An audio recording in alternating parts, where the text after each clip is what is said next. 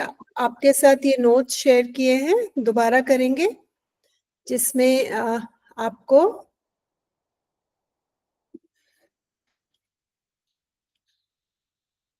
आपकी बुक के पीछे जो क्वेश्चंस हैं उसके आंसर्स आपको मिलेंगे। आपकी चैप्टर में जितने भी नए शब्द हैं उनके वर्ड मीनिंग्स और उनसे रिलेटेड एक सेंटेंस। तो आप कैसे पढ़ेंगे? आप ये नया वर्ड आप लिखेंगे, you are going to write down the new word and you will make a sentence with this new word. जब आप नए शब्दों से सेंटेंस बनाएंगे तो उससे आपको एग्जाम में आंसर लिखने में आसानी होगी। ठीक है? और फिर जो बुक के पीछे के क्वेश्चंस हैं उनको हम लिख के रिवाइज करेंगे। ये इस वर्कशीट में आपको समरी भी मिलेगी, जो आपका पूरा चैप्टर है 2 पेज 3 पेज 4 पेज का, उसको बहुत संक्षिप्त में बहुत उसका सारांश आपको यहाँ पे मिलेगा। ठीक है? तो उससे भी आप रिवाइज कर सकते हैं। इसमें आपको पोम, अगर पोम है तो पोम अप्रिसिएशन भी मिलेगा, उसमें कौन से फिगर्स ऑफ स्पीच हैं उसके एग्जाम्पल भी दिए हुए हैं। तो आपको पढ़ने के लिए, रिवाइज करने के लिए, एग्जाम की तैयारी के लिए, अपना यूनिट टेस्ट पेपर एग्जाम जो भी आप उसको कहते हैं, उसकी तैयारी के लिए जो कुछ आपको चाहिए वो सब आपकी इस शीट में होगा। ठीक है? क्लास के बाद अब तक हमने जितने चैप्टर्स किए हैं उन सब का ये वर्कशीट आपके साथ शेयर कर दिया जाएगा। ठीक है? आज ही हम चौथा चैप्टर कर रहे हैं, तो 4 चैप्टर्स की शीट आपके साथ इस क्लास के बाद हम शेयर कर देंगे, वो आप रिविजन के लिए यूज कर सकते हैं। ठीक है? तो हम शुरू करते हैं। All the world is a stage, ये हमारे चैप्टर का नाम है।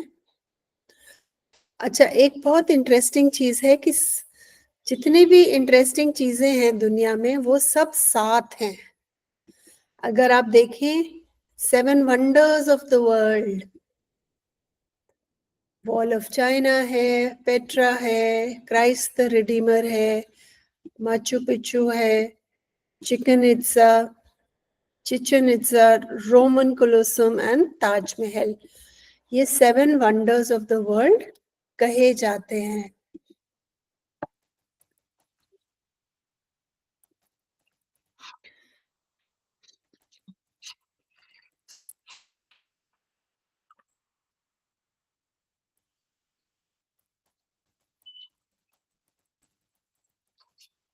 ओके,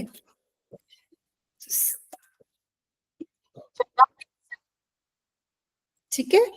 इसका मतलब 7 wonders of the world, 7 continents, हमारे कॉन्टिनेंट्स भी 7 है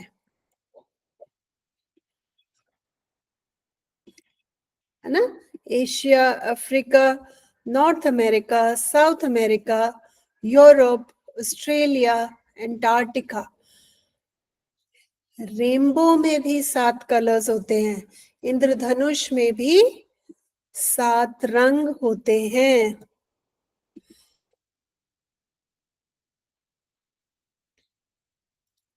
ठीक है? ये कलर्स हैं violet, indigo, blue, green, yellow, orange, red. इसको याद करने के लिए विबग्योर भी कहते हैं कि इस ऑर्डर में ये कलर्स हैं। इसको विबग्योर याद करने के लिए कलर का order violet, indigo, blue, green, yellow, orange और रेड।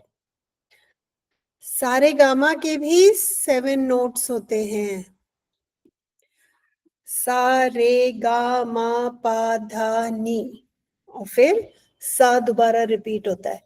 तो ये भी 7 है।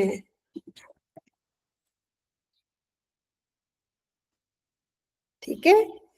ओशंस भी 7 है। कितना इंटरेस्टिंग नंबर है 7।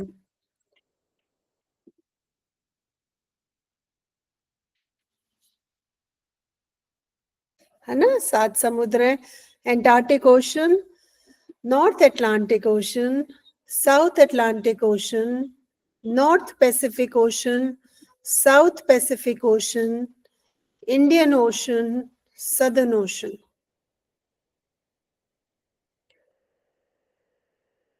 ओके, अब इसमें आगे बढ़ते हैं। ये हमने अभी डिस्कस किया है, जो आपको हैंड आउट मिलेगा उसमें भी आप इसके आंसर्स देख सकते हैं। Life is often compared to many things. Write down 7 things that life can be compared to.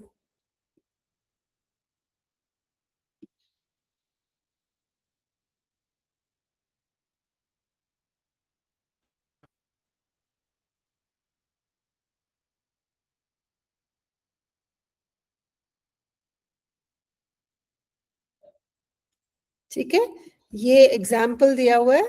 Life is a keyboard because if you press the right keys you typed a good destiny.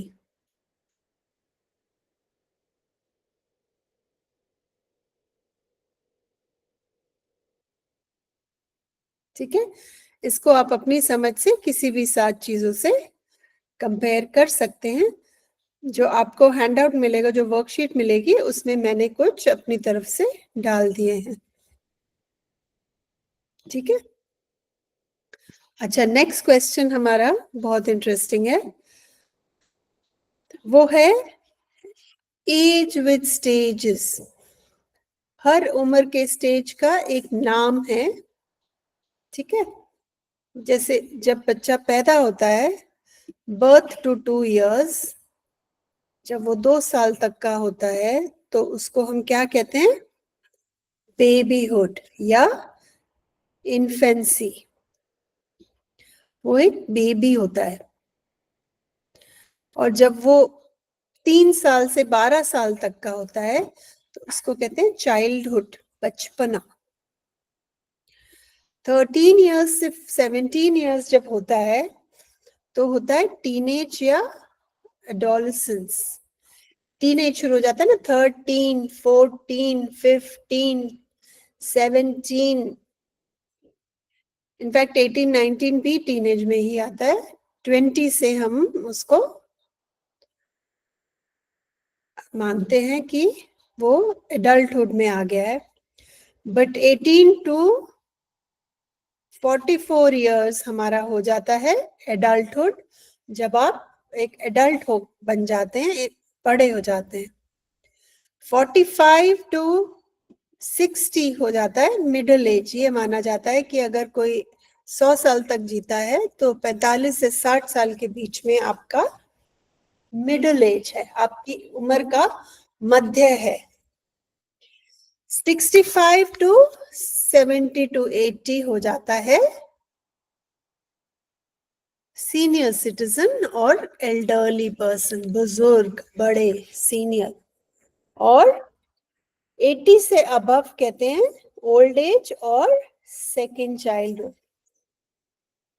Old age इसलिए कहते हैं क्योंकि उस समय बिल्कुल ही बूढ़े हो जाते हैं ज्यादातर लोग। और सेकंड चाइल्डहुड इसलिए कहते हैं कि वो बच्चों की तरह, फिर उनका स्वभाव बिल्कुल बच्चों की तरह हो जाता है। ठीक है, तो ये तो हो गया एक उम्र का।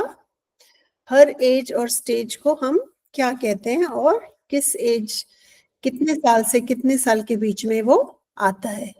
ठीक है, पहले हम विलियम शेक्सपियर के बारे में जान लेते हैं। शेक्सपियर एक बहुत ही फेमस, बहुत ही प्रख्यात वर्ल्ड के राइटर हैं, जिन्होंने कविताएं भी लिखी हैं, जिन्होंने प्लेस भी लिखे हैं और जिन्होंने कहानियां भी लिखी हैं।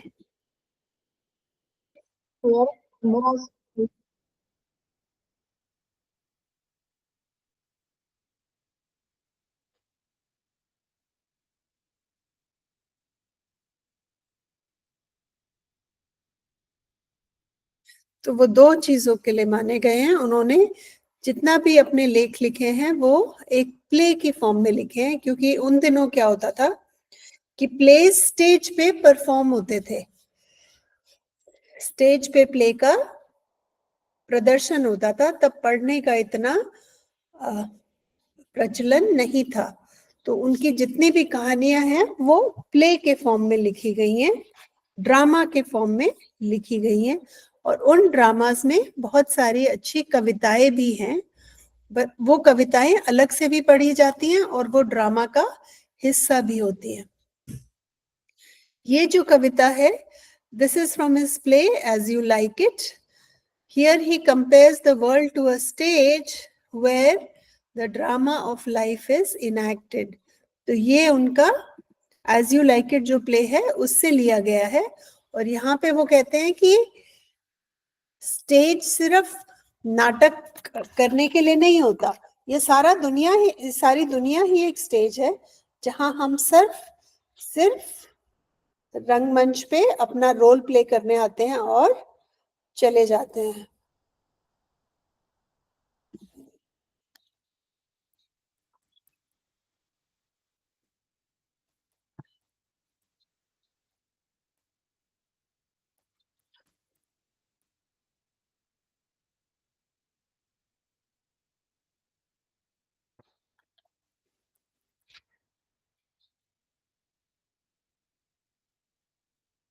एक बहुत ही फेमस डायलॉग है राजेश खन्ना का।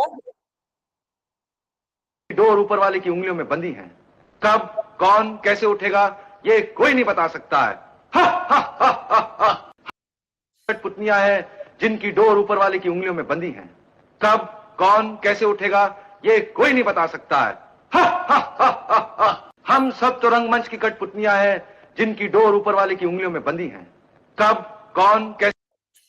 तो ये जो इस फिल्म का ये जो डायलॉग है, ये जो आइडिया है, वो इसी कविता से लिया गया है कि हम तो सिर्फ रंगमंच की कठपुतलियां हैं। शेक्सपियर एग्जैक्टली वही कहता है जो राजेश खन्ना ने हिंदी में बोला। हो सकता है वो डायलॉग भी यहीं से लिया गया हो, इसी से इंस्पायर हुआ हो। All the world is a stage and all the men and women are merely players. तो कहते हैं ये तो दुनिया एक स्टेज है, हम स्टेज पर आते हैं, अपना रोल प्ले करते हैं और स्टेज से उतर जाते हैं। तो रोल प्ले करने का मतलब है हम जो जिंदगी जीते हैं हम एक रोल प्ले कर रहे हैं।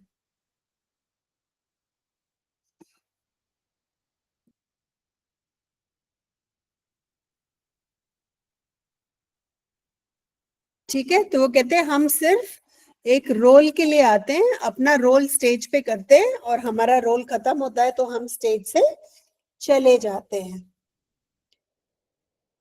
They have their exits and entrances. कि स्टेज के लिए एक एंट्रेंस का रास्ता है और एक एग्जिट का रास्ता है। तो एंट्रेंस का रास्ता क्या है? जब हमारा जन्म होता है वो हमारा एंट्रेंस है, और जब हम ये दुनिया छोड़ के जाते हैं वो हमारा एग्जिट है।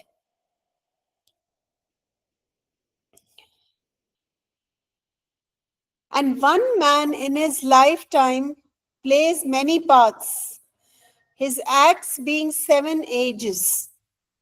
वो कहते हैं कि इस जन्म में हम बहुत सारे रोल प्ले करते हैं जब हम जिंदा होते हैं, और वो स्टेजेस हमने देखे अभी जो हमने स्टेजेस के बारे में पढ़ा, babyhood, childhood, adulthood, old age, वो सब 7 स्टेजेस हैं जिनके बारे में हम पढ़ चुके हैं। तो वो सब स्टेजेस में से हम सब गुजरते हैं। At first the infant mewling and puking in the nurse's arms. कहते हैं सबसे पहले जब बच्चा पैदा होता है तो नर्स की बाहों में रोता है, उल्टी करता है, जब उसका जन्म होता है। उसके बाद वो बड़ा होता है। Then the whining schoolboy with his satchel and shining morning face, creeping like snail, unwillingly to school. कहता है फिर वो एक स्कूल बॉय बन जाता है और अपना बैग लटका के सुबह सुबह धीरे धीरे बड़े आधे मन से स्कूल की तरफ चल देता है। तो जब वो बच्चा स्कूल जाने लायक हो जाता है, उसकी स्कूल की जर्नी शुरू हो जाती है। तो अब वो स्कूल बॉय का रोल प्ले कर रहा है।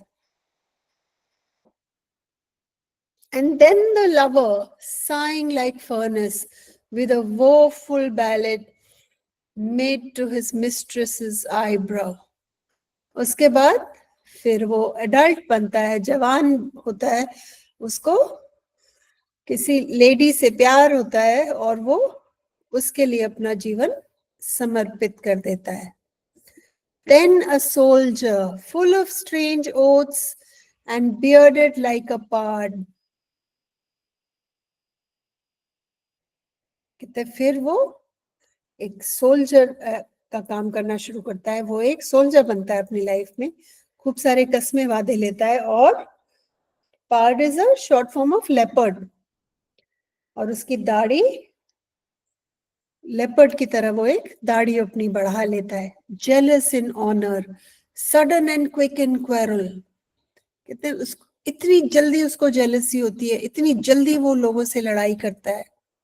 Seeking the bubble reputation. क्यों? क्योंकि वो रेपुटेशन के लिए लड़ रहा है. और वो रेपुटेशन क्या है? एक बबल है. वो एक सेकंड में ऐसे गायब हो जाती है, फूट जाती है, एक इल्यूजन सी है. तो वो रेपुटेशन सस्टेनेबल नहीं है, वो लंबे दौर तक नहीं चलती. वो बहुत ही छोटे समय की रेपुटेशन होती है.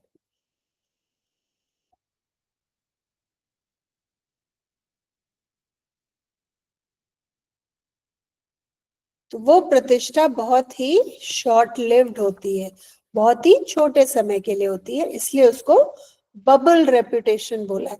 बबल कितनी जल्दी गायब हो जाता है ना, फूट जाता है, तो ऐसे ही उसको बबल रेपुटेशन बोला है. कि कोई बहुत लंबे समय तक कोई इज्जत और दीन ईमान नहीं मिलता है, वो थोड़ी देर के लिए वाह वाही होती है और फिर दुनिया भूल जाती है. Even in the cannons mouth. कहते चाहे तुमने अपनी जिंदगी कितनी ही जोखिम में डाली हो, आपकी रेपुटेशन एक बबल ही होती है. थोड़ी देर के लिए लोग आपकी प्रशंसा करते हैं कि आप कितने ब्रेव हैं, आपने कितनी हिम्मत का काम किया, आपने कितना खतरा मोल लिया. लेकिन वो बहुत थोड़े समय के लिए ही सबको याद रहता है. And then the justice in fair round belly with good capon lined. कहते हैं और फिर उसके बाद हम धीरे धीरे मोटे होने लगते हैं. with good capon lined, excess fat from careless eating habits. फिर हम खान पान में कंफर्टेबल हो जाते हैं, हम अच्छा खाना खाना शुरू कर देते हैं और लापरवाही करनी शुरू कर देते हैं, और धीरे धीरे हमारा पेट निकल आता है. फेयर राउंड बेली, जिसमें अंदर चर्बी चढ़ी हुई है. with good capon lined, with eyes severe and beard of formal cut. आंखें हमारी कैसी हो जाती है?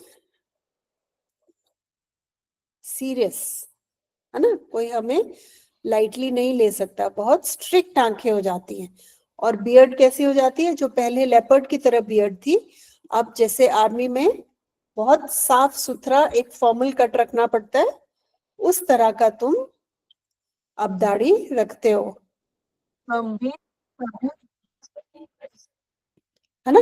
तो जैसा आर्मी में दाढ़ी रखने का प्रमाण है, वैसे ही आप रखते हैं. अब आप पार्ट की तरह दाढ़ी नहीं रख सकते कि वो बढ़ती जा रही है और अपनी तरह से आपने अपनी पसंद से अपनी दाढ़ी रखी हुई है.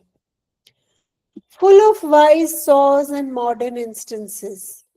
और आपने बहुत कुछ जिंदगी में देखा है, सुना है, समझा है, तो अब आप बड़ी बड़ी बातें करते हैं, अब आप बहुत समझदारी की बातें करते हैं. सो ही प्लेज हिज पार्ट. कहते हैं वो अपनी जिम्मेदारी पूरी करता है. The sixth stage shifts into the lean and slippered pantaloon. Sixth stage हमारा कौन सा था?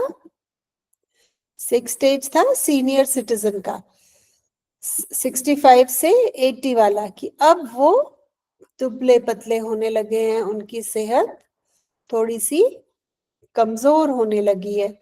With spectacles on nose and pouch on side, कि अब वो चश्मे लगाने लगे हैं और साथ में अपना पाउच लेके चलते हैं। अब आंखों में चश्मे लग गए हैं और हमें साथ में चीजें ले जाने की जरूरत पड़ती है। उसमें दवाई हो सकती है, उसमें कुछ और हो सकता है। His youthful horse well saved, कहते जब वो जवान था तो उसने बहुत कुछ दुनिया के लिए किया। A world too wide for his shrunk shank and his big manly voice turning again into childish trouble, कहते हैं उसने खूब मर्दानगी दिखाई, उसने खूब दुनिया के लिए अपने आप को समर्पित किया और अब जो उसकी ऊंची मर्दानगी वाली वॉइस थी अब वो बिल्कुल वापस बच्चा बनने लगा है। अब उसकी आवाज कैसी हो रही है? Turning into childish treble pipes and whistles in his sound, कि अब वो इतनी सफाई से बोल नहीं पाते, उनकी आवाज भी बदल गई है और उनकी आवाज में तरह तरह की साउंड्स निकलते हैं। अब उनकी स्पीच उतनी साफ नहीं है, जैसे दांत टूट जाते हैं तो उसमें से हवा निकलती है, समझ नहीं आता क्या बोल रहे हैं, तो भाषा पूरी तरह बदलने लगती है। Last scene of all that ends this strange eventful history, कहते हैं पूरे स्टेजेस पे उन्होंने खूब मेहनत की, खूब अपने आप को चमकाया, खूब अपने आप को मशहूर किया, इज्जत मिली, और अब इस लास्ट स्टेज में क्या होता है? Second childishness. लेकिन अब वो सब समझदारी, बड़ी बड़ी बातें जो था ना, उन्होंने जो एक्सपीरियंस किया था, बड़ी बड़ी बातें की थी, जो दुनियादारी समझ आई थी, औरों को समझाते थे, वो सब भूलकर अब वो खुद एक बच्चा बन गए हैं। उनकी कुछ याददाश्त चली गई है, कुछ है, और वो खुद फिर एक अपने दूसरे बचपन में चले गए हैं और अब उनको वो जो जिंदगी उन्होंने जी थी उनको उसका कुछ भी याद नहीं। sans teeth, sans eyes, sans taste, sans everything, तो अब ना उनके दांत रहे, ना उनको आंखों से दिखता है, ना उनको किसी चीज का स्वाद पता चलता है। sans everything मतलब वो इस स्टेज में सब कुछ खो चुके हैं। सुनने की शक्ति, देखने की शक्ति, बोलने की शक्ति, समझने की शक्ति, चलने की शक्ति, मन मौजी करने की शक्ति, कुछ भी समझने की ताकत, वो अब ये जो इनका सेकंड चाइल्डिशनेस है वो बिल्कुल वापस जीरो पे आ जाता है, वो कुछ भी नहीं कर पाते। तो ये है हमारी लाइफ की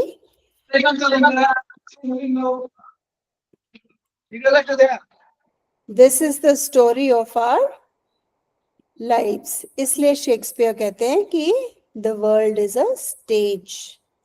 यहाँ पे सब आते हैं अलग अलग, एक ही इंसान कई तरह के रोल प्ले करता है और जब उसका रोल खत्म हो जाता है वो स्टेज से चले जाते हैं और फिर किसी और एक्टर का आने का समय हो जाता है।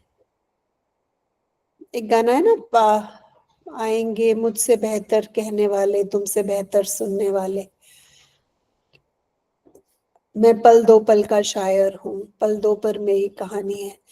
तो जैसे वो शायर पल दो पल का है, वो अलग ढंग से वही कह रहे हैं जो शेक्सपियर ने कहा है कि ये दुनिया एक स्टेज है, सब थोड़ी देर के लिए आते हैं, अपना कर्तव्य पूरा करते हैं, अपने रोल्स पूरे करते हैं और वहां से चले जाते हैं और फिर किसी और के आने का समय हो जाता है।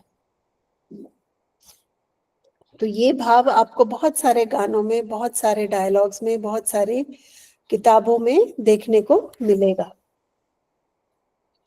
अच्छा, ये इंग्लिश वर्कशॉप के हमारे क्वेश्चंस हैं। मैं आपको होमवर्क बता देती हूँ। होमवर्क है आपका question 1, question 2, question 3 and question 6। तो 1 2 3 6, ठीक है। ये आपको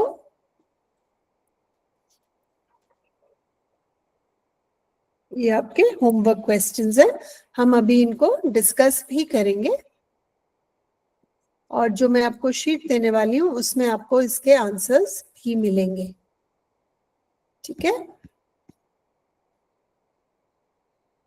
ओके,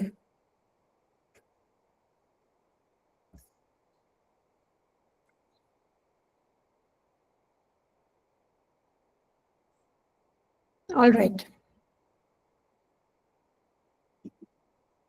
शुरू से शुरू करते हैं। Read the words in the given clouds, match them to what they signify. Stage किस चीज के किसका stage signifies life, ठीक है? तो किस चीज के लिए वो स्टैंड होता है? ये उसका है कैरेक्टर्स, मतलब roles played by human beings. जब हम इस धरती पे आते हैं तो हम कौन कौन से रोल्स प्ले करते हैं? हम एक नन्हे बच्चे का करते हैं, बेबी का करते हैं, फिर हम एक चाइल्ड का करते हैं, फिर हम एक यूथ का करते हैं, फिर हम एक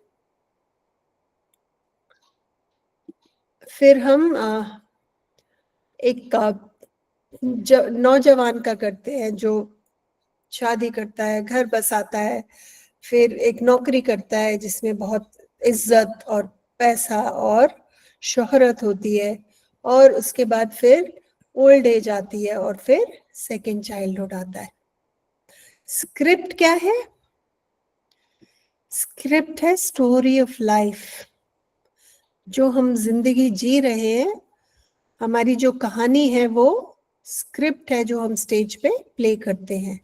डायलॉग्स है कॉन्वर्सेशन, हम जो लोगों से बातें करते हैं, हम जो बोलते हैं, जो वो एक स्टेज पे डायलॉग का काम करता है।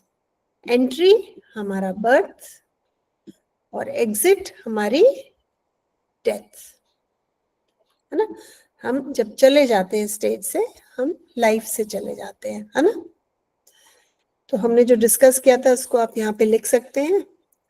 जो हमने सारे स्टेजेस 7 स्टेजेस डिस्कस किए वो आप यहाँ पे लिख सकते हैं, स्टेजेस का नाम, और उस समय हम क्या क्या करते हैं। जैसे हम न्यू बॉर्न बेबी होते हैं तो हम रोते हैं, हम उल्टी करते हैं, हम माँ के ऊपर निर्भर रहते हैं। सेकेंड स्टेज में जब हम चाइल्ड होते हैं तो हम पढ़ते हैं, लिखते हैं, खेलते हैं, कूदते हैं। तो हर स्टेज का आप ऐसे इसको लिख सकते हैं, ठीक है? Now, write down in your own words the differences between the following stages of a man's life.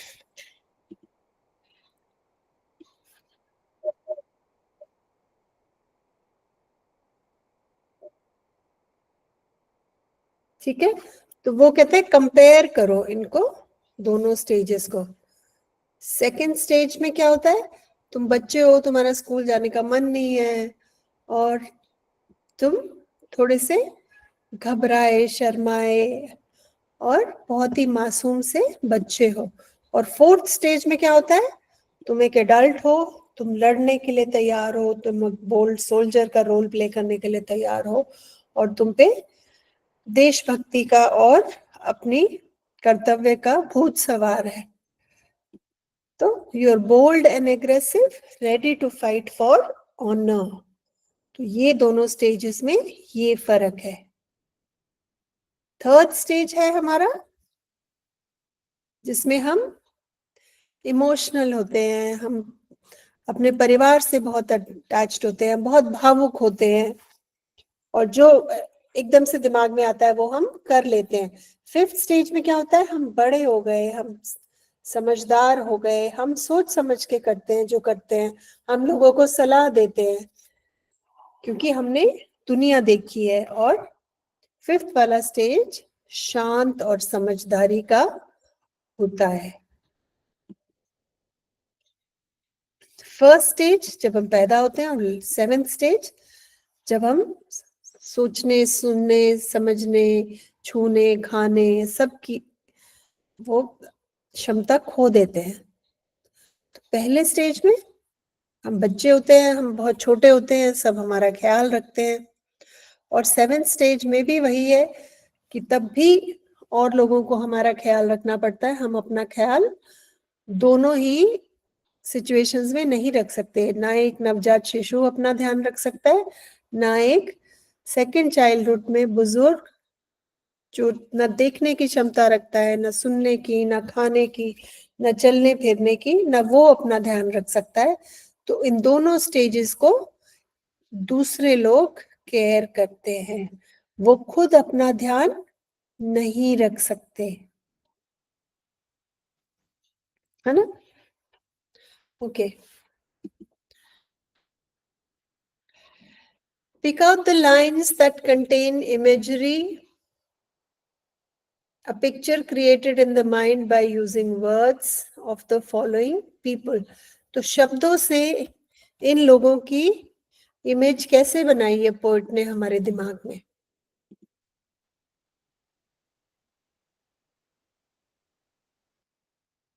School boy, school boy के लिए वो कहते हैं creeping like a snail unwillingly to school.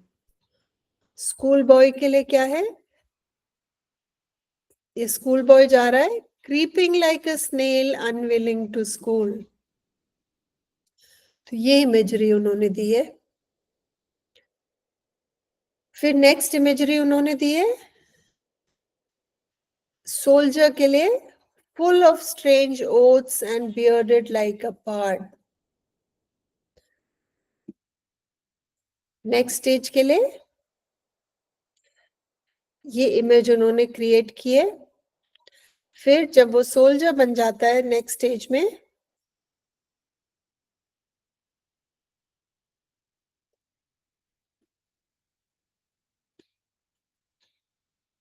जज बन जाता है 5th स्टेज में। तो जज की उन्होंने क्या इमेजरी दी है?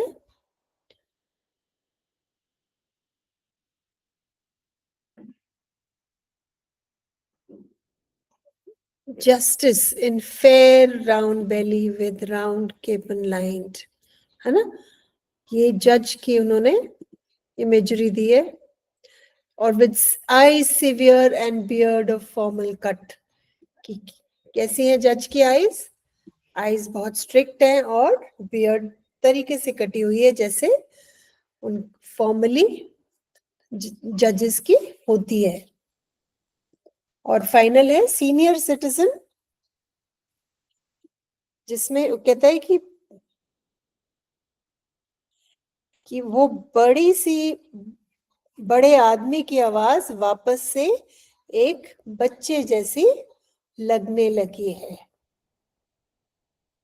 तो ये है सीनियर सिटीजन के लिए जो इमेजरी उन्होंने यूज की है। Think and right on your own what is the central idea of the pome. ये सेंट्रल आइडिया हमने डिस्कस अभी इतनी डिटेल में हमने डिस्क्राइब किया है, समझा है कि सेंट्रल आइडिया यही है कि ये दुनिया एक स्टेज है, इस पे लोग आते और जाते हैं, और जब स्टेज पे रहते हैं तो अलग अलग किरदार प्ले करते हैं। They play different roles in life and they enter the stage, they play the 7 stages and they exit the stage. जन्म होता है, स्टेज पे वो एंटर करते हैं, वो चाइल्ड से लेके सेकेंड चाइल्डहुड तक का रोल प्ले करते हैं और फिर फाइनली स्टेज से एग्जिट हो जाते हैं, चले जाते हैं, उनका रोल खत्म हो जाता है और फिर कोई और एक्टर आता है और वो भी उसी तरीके से अपने सारे रोल्स प्ले करता है। कौन से 2 स्टेजेस शेक्सपियर ने फनी तरीके से डिस्क्राइब किए हैं? उसमें से एक तो वो कहते हैं कि school boy unwilling to school, और दूसरा वो कहते हैं lover sighing deeply and writing poems. वो इश्क में कविताएं लिख रहा है और वो बच्चा जो स्कूल नहीं जाना चाहता। वो दोनों स्टेजेस उन्होंने थोड़ा सा फनी डिस्क्राइब किए हैं। The last 7th stage of life sounds very miserable very sad and miserable. Last वाला स्टेज हमने देखा बहुत ही गमगीन है, उदास है और बेचारगी का स्टेज है। How can you make old age also cheerful and happy? क्या कोई तरीका है कि हम सेकेंड चाइल्डहुड को भी खुश बना सके?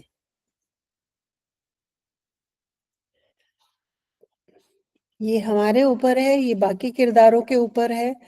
हम जो भी हमारा परिवार का सदस्य उस स्टेज में है, हम उसके साथ टाइम बिताएं, उनसे कहानियां सुने, उनसे बातें करें, उनका ध्यान रखें, उनको अकेलेपन का एहसास ना होने दें, है ना?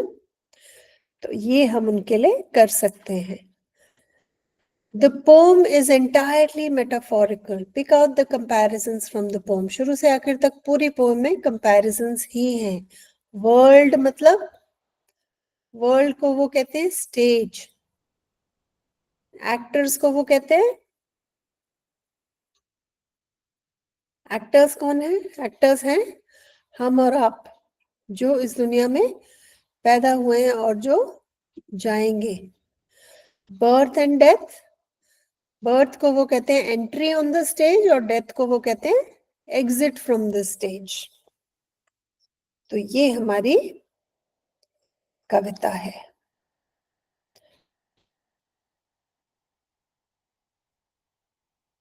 स्कूल बॉय को उन्होंने कंपेयर किया है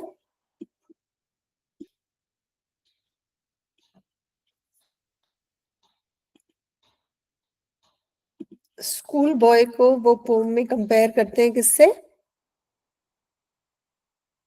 स्नेल से। Creeping like a snail, unwilling to go to school, है ना?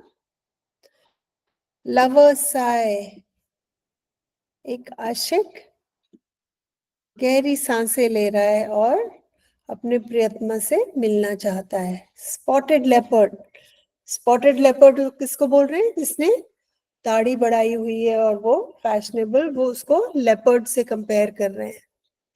और लास्ट स्टेज ओल्ड एज को वो सेकेंड चाइल्डहुड कहते हैं, जिसमें ना दांत है, ना आंत है, ना सुनता है, ना दिखता है, ना समझ में आता है, ना साफ बोल सकते हैं, है ना? तो ये उन्होंने कंपेयर किया है एक एक्टर के लाइफ के लास्ट स्टेज को, उन्होंने एक एक्टर के लास्ट रोल से कंपेयर किया है। सिमिली, ओनोमोटोपिया, इलिटरेशन, मेटाफर, ये सब आपको जो मैं रिसोर्स शेयर करूंगी उसमें आप ये देख सकते हैं। सिमिली है पोम में shining like a furnace, creeping like a snail. Onomatopoeia है whining school boy and shine. Alliteration है shank and play his part. Metaphor है all the world's a stage. कविता का नाम ही मेटाफर है। Inversion, and all men and women are merely players. Transferred epithet, whining schoolboy.